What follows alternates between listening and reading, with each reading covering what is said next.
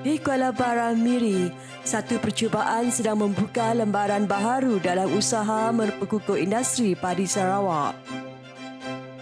Buat pertama kalinya di negeri ini, 30 varieti padi perennial sedang diuji untuk mengenal pasti varieti paling sesuai dengan keadaan tempatan. Penanaman padi perennial ini merupakan hasil kerjasama antara Borneo Land Paddy Sdn Bhd dan Universiti Yunnan, China. Hanya kira-kira 2,5 bulan selepas ditanam, tanaman ini kini menghampiri tuaian pertama. Pada 6 Ogos ini, Premier Sarawak Datuk Petinggi Tan Sri Abang Johari Tun Openg dijangka menyaksikan sendiri hasil percubaan tersebut. YB Premier will be here also witnessing the first harvest, and I've seen for myself growing very well, and that is here in Kuala Baram. Bagi memastikan penanaman padi dapat dilaksanakan secara berkesan, aspek seperti ketinggian pokok, ketahanan terhadap penyakit serta kesesuaian dengan mekanisasi turut diberi perhatian. From what I see just now, it grows very well, and the height is very important. If it's too tall, it will fall down that way manner, difficult for us to mechanize. So very important for us to have a very good primary, secondary, tertiary infrastructure that we can create. It takes some time to create hard pen and so on. Then only we can mechanize. So on the sick, maybe fully automatic lah.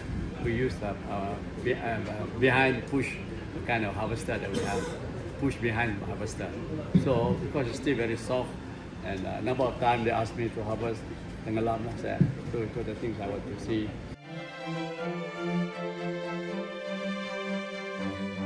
Sekiranya percubaan ini berjaya dan memenuhi keperluan biosecurity serta protokol yang ditetapkan, pengeluaran benih padi perennial berpotensi dikembangkan di Sarawak.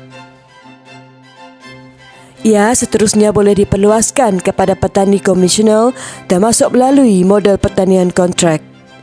Kita mencari jalan bagaimana meneruskan to improve the yield. So University Yunnan has offered their expertise.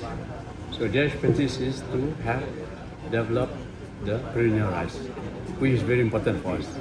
So once that is done, under the biosecurity, through the protocol that we have, everything is in place, then we can produce a seedling here with their guidance and so on.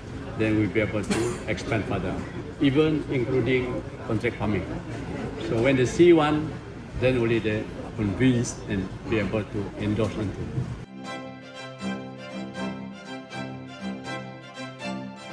Kejayaan pilot percubaan di Kuala Baram turut membuka peluang untuk perluasan penanaman ke kawasan lain termasuk Jemoreng, Limbang dan Lawas. Namun, sebelum penanaman berskala besar dilaksanakan, pilot percubaan masih diperlukan bagi menentukan varieti yang paling sesuai mengikut keadaan setiap kawasan. And they have planned to go to Jemoreng, which is a bigger plot of land, but then again they have to start to have some kind of trial plot too before they can proceed to expand further. And so therefore I think Borneo Land Paddy, that they have initiative together with the University of Yunnan that have research into so many varieties. Some suitable there might not be as good here, or some not good there may be good here. So good for us to trial plot that we have. Bagi projek yang masih berada pada peringkat percubaan, kesemua 30 variasi yang ditanam menunjukkan perkembangan yang positif. The option that we have to have perennial rice to be another. Yeah, MBA already because 30 of them all alive. Most important is survive here. The professor of the university will come. They will brief me further. And what are the challenges? What are the potential issues? Perennial means they are more susceptible to the disease and so on. How to mitigate them? High hill paddy also, I was given to understand there's some research done to improve the yield. So over the years we have maybe 1.5 metric ton a year per harvest and so on. per hectare. And now this one probably at least 9. And the hybrid one, they have around 11. So all this will be taken into account in our planning. Usaha memperkenalkan varieti baru ini juga selari dengan sasaran meningkatkan tahap sara diri beras Sarawak. Ketika ini, tahap sara diri beras Sarawak hanya sekitar 21%, menyebabkan bekalan beras tempatan masih bergantung kepada import.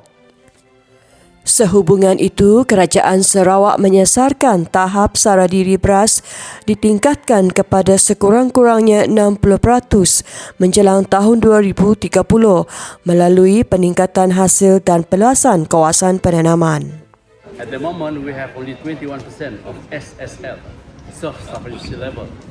That means if anything wrong happening in world, we cannot import rice. It will last only 2.5 months. So therefore, I think it's very important for us to make sure that our SSL is rest assured that we can at least 60% by year 2030. The Ministry and also Department of Agriculture, we will facilitate by all means any initiative that will bring something different in terms of yield, sustainability, and also in terms of quality. We have received a lot of interest in hybrid rice. This is our inbred rice.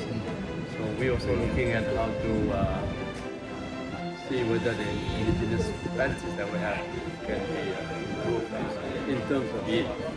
Hasil awal ini memberi petunjuk bahawa padi perennial berpotensi menjadi salah satu pilihan masa depan industri padi Sarawak. I want my Department of Agriculture to work very hard day and night.